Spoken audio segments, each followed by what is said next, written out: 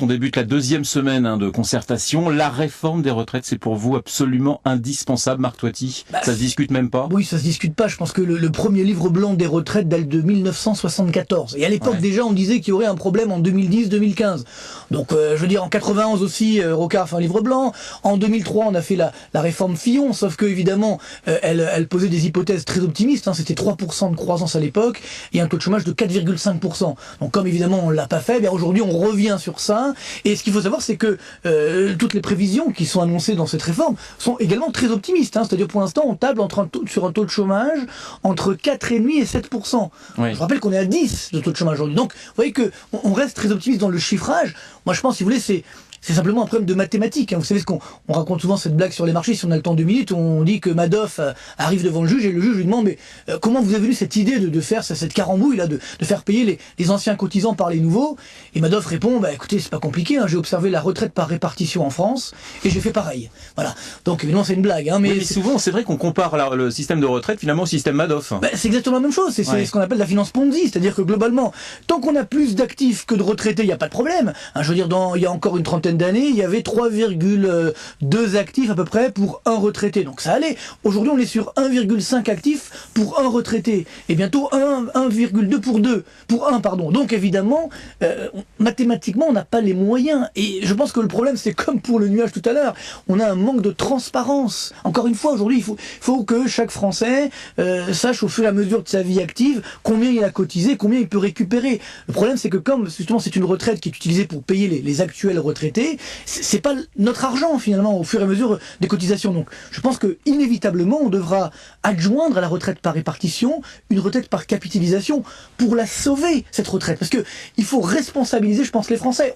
On le voit dans le débat, on nous dit non mais il faut maintenir 60 ans. Une retraite par capitalisation, ce que vous dites ce matin, Marc Toiti. Ça c'est indispensable. Ça veut pas dire que c'est les riches contre les pauvres. Encore une fois, il faut pas penser à cette lutte des classes. Parce que ça, ce sont des mots tout de suite, ça y est, c'est la guerre. N'oublions pas que Dominique Strauss-Kahn voulait en créer une avant qu'il allait faire de l'AMNEF, si vous du temps du gouvernement Jospin. D'ailleurs, il y a peut-être un lien entre les deux. Mais ce que je veux dire par là, c'est que ne l'oublions pas. Il faut arrêter de vouloir mettre les Français les uns contre les autres. Je veux dire, Travailler plus ne va pas suffire. Ça va être un peu juste, je pense. Mais il faudra travailler plus, parce que c'est aussi une question qu'on pose et que les syndicats posent. Mais encore une fois, il faut, de ce point de vue-là, une plus grande transparence. Parce que je pense que tous les Français sont prêts à travailler plus s'ils ont la garantie que ce travail supplémentaire va permettre effectivement d'avoir des retraites plus élevées. Après, il faut aussi un plus grand degré de liberté. Je pense qu'il faut permettre aux gens qui veulent partir à 60 ans de partir à 60 ans, mais tout en sachant qu'à ce moment-là, ils auront des pensions, des prestations moins élevées. Par contre, ceux qui veulent travailler plus, s'ils le peuvent, à ce moment-là, pourquoi pas? Et tout ce problème, c'est qu'on a toujours une rigidité qui est énorme. Et moi, ce qui m'effraie quand même, c'est que je comprends que c'est un acquis social très fort, la retraite à 60 ans, mais tous les pays du monde, et notamment nos voisins, je veux dire l'Allemagne, l'Italie, le Portugal, tous ces pays ont compris qu'il fallait justement pouvoir travailler plus longtemps. Et c'est normal, on vit plus longtemps. Tant mieux, donc il faut en profiter. Alors pourquoi nous Français on pourrait pas comprendre ça? L'exception française. Alors moi j'aime l'exception française, mais dans le bon sens du terme. Quand c'est du TGV, quand c'est du nucléaire, là c'est l'exception positive. Là je veux dire s'arc-bouter sur. En plus ça ne veut rien dire. Vous avez peur de la réformette entre guillemets? Je pense que là à court terme c'est ce qui va se passer. Je pense que le vrai problème que nous avons, et ça on veut pas trop le dire parce que c'est vrai que ça fâche un peu, mais la France s'est engagée vis-à-vis des agences de notation à faire cette réforme des retraites. Vous savez qu'aujourd'hui, la note de la dette publique française, c'est AAA.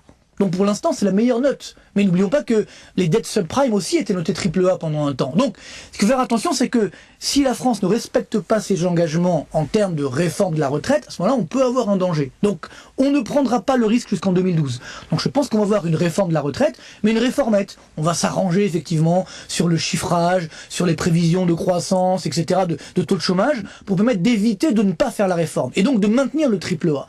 Par contre, c'est comme pour le loi Fillon en 2003, ça ne fait que différer le problème qui sera toujours là dans 4-5 ans. Manque de courage politique, mais de toute façon, est-ce que les Français sont vraiment prêts? Parce que 80% des Français souhaitent une réforme, mais ne veulent pas toucher à l'âge, ne veulent pas toucher, etc. C'est toujours pareil, c'est-à-dire qu'on veut une réforme, mais on ne voit pas que ça nous concerne nous. C'est toujours la grande difficulté. Non, moi je pense, comme toujours en économie, c'est vrai que malheureusement on a une culture économique qui est très faible, ou du moins qui est très politisée en France. Le vrai enjeu aujourd'hui, c'est de jouer la transparence encore une fois. Il faut dédramatiser, il faut expliquer, il faut faire de la pédagogie, pas simplement une querelle de chiffres ou globalement une querelle de politique politicienne. Et c'est ça qui est dommageable aujourd'hui, c'est que il faut que chaque parti politique, chaque syndicat, également au sein du MEDEF, on prenne ses responsabilités et on explique aux Français. Et surtout, il faut que quand on sort de cette réforme, si on en sort par le haut, eh bien chaque Français puisse savoir au mois le mois combien il a cotisé et combien il a le droit à la retraite. Ça, je pense qu'il faut responsabiliser les Français, sinon on n'y arrivera pas. Marc Toiti, une dernière petite question. Vous avez parlé de la Grèce au début de cette interview. Le nuage islandais a annulé une réunion très attendue à Athènes avec les experts du FMI. Un État européen au bord de la faillite. C'est grave, docteur Toiti? Ah oui, c'est grave, c'est grave. Je veux dire, moi-même, j'aurais jamais imaginé qu'on en arrive là, parce qu'aujourd'hui, au-delà de la Grèce, c'est un vrai problème de pérennité de la zone euro. Parce qu'il faut bien comprendre qu'aujourd'hui, en Grèce, malgré l'aide qu'on a pu avoir, enfin, du moins, la garantie d'aide des 30 milliards d'euros, et d'ailleurs, de prêts, et en plus à un taux d'intérêt de 5%, alors que le taux allemand est à 3%. Donc ça veut dire que les États européens, finalement, ont dit au marché, vous avez raison, la Grèce, c'est plus risqué que d'autres pays européens. Donc mécaniquement, on a donné un blanc-seing finalement au marché pour continuer ce mouvement spéculatif. Et moi, ce qui me surprend beaucoup aujourd'hui, c'est que malgré ce soutien de la zone euro, il y a toujours les commissaires du FMI en Grèce.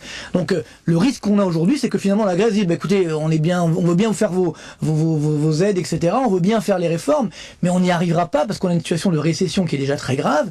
Donc le risque est de dire ensuite finalement, ben voilà, on ne peut pas rester dans la zone euro. Ça, c'est un vrai danger, et derrière donc de viabilité même de la zone euro. Marc Toiti, en 10 secondes, il y a la Grèce, mais d'autres pays pourraient toucher. Ah ben c'est très clair. Je veux dire, si vous regardez depuis 2002 jusqu'à aujourd'hui, les plus gros déficits publics dans la zone euro, c'est 1, la Grèce avec plus de 5%, 2, le Portugal avec 4,1%, 3, la France avec 3,9% de déficit public par rapport au PIB chaque année. Donc évidemment, tout le monde est concerné, pas seulement par le nuage, je dirais, de poussière, mais aussi par le risque de cette dette publique. Donc là aussi, on devra, encore une fois, jouer la transparence et surtout générer plus de croissance. Parce que ce qui compte, ne l'oublions pas, c'est qu'aujourd'hui, la plupart des pays européens n'ont pas assez de croissance simplement pour payer les intérêts de la dette. Donc tout l'enjeu, c'est pas l'inflation, c'est surtout la faiblesse de la croissance économique. Merci beaucoup, Marc Toiti.